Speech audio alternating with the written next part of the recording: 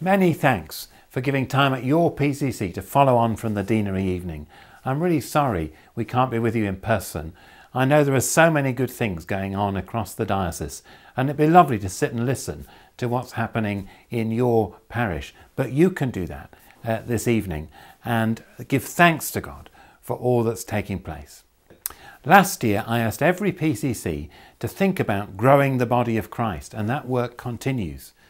This year we've asked everybody to give some time to thinking about how we can reimagine ministry and mission together in a way that's sustainable for the future. Where will the resources come from for that? One of the things that Jane and I often find ourselves doing on a day off is going down to Doncaster Fish Market. Anybody who's been down to Doncaster Fish Market will know that it's full of fish from all over the world, some wonderful varieties and more than plenty for anybody who goes shopping there. That wasn't the case in the well-known story of Jesus feeding the 5,000, when all he had was 2 small fish and 5 barley loaves to feed such a large crowd. The resources that Jesus had seemed pitiful in the face of such large numbers, but Jesus took the bread, he took the fish, he blessed it, and there was more than enough to go round. And following the feeding and the miracle, the disciples collected 12 baskets of the fragments left over. There was more at the end of the miracle than there was at the beginning. It tells us that Jesus' resources are without limits. It tells us that God is a generous and a gracious God to each and every one of us. The story offers us an account of the transformation of apparently inadequate resources.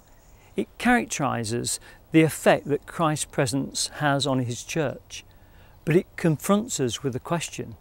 Can God be relied on to provide the resources for mission in the 21st century? The answer, of course, is yes.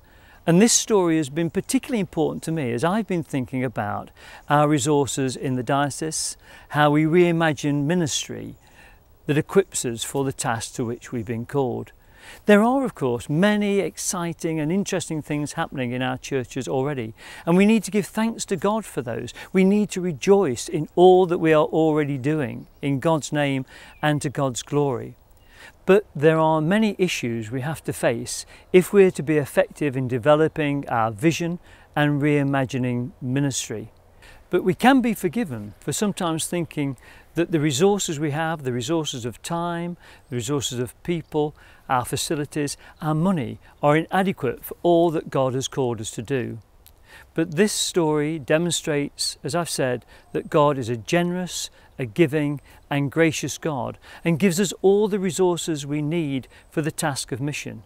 What we need to do is to trust in God and to use those resources that we've been given in new, imaginative and creative ways, and to travel together in hope and expectation.